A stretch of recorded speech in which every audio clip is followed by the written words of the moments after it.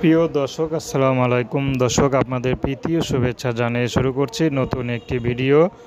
তো দর্শক, আজকে আমরা এক অসহায় মেয়ের গল্প তুলে ধরব, যার নাম হচ্ছে যারা। যারার অল্প বয়সী বিয়ে হয়। তো যারার একটি সন্তান আছে। তো যারা সংসারটা খেয়ে না দিয়ে হলেও খুব সুখেই ছিল, কিন্তু হঠাৎ করে তার স্বামীটা মারা যায়। সেজন্য যারার অবস্থা খুবই করুণ হয়ে যায়। তো যারাকে পাশে যে কেউ দাঁড়াবে বা তার সন্তানের পাশে যে কেউ থাকবে, তেমন মানুষটি নেই। তো যারার শুধু তার মা আছে, বাবা নেই, ছোট একটা ভাই আছে। তো যারার মা আগে পরের বাসায় কাজ করতো, তো এখন বর্তমানে সেলাই মেশিন দিয়ে নিজেই কাজ করে। তো টুকটাক যা কাজ হয় তা দিয়ে কোনো মতে ঠেকে ঠুকে সংসার চলে। এর মধ্যে যারা আবার এসে পড়েছে তার সন্তানকে নিয়ে।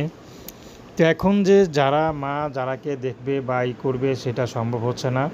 তো যারারও খুব খারাপ লাগে যে অভাবে সংসারে যারা আবার এসে পড়েছে।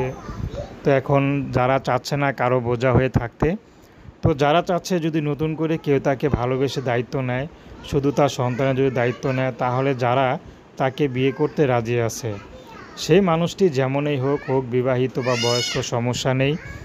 যারা তাকে বিয়ে করবে যে তার সন্তানের একটু দুধের দায়িত্ব নেবে। তো দর্শক, প্রেম ভালোবাসা, সাহায্য সহযোগিতা, বিয়ে শাদী করা একান্ত আপনাদের ব্যক্তিগত ব্যাপার। আসুন আমরা ৫ ওয়াক্ত নামাজ পড়ি, সর্বদা দেশের সেবা করি।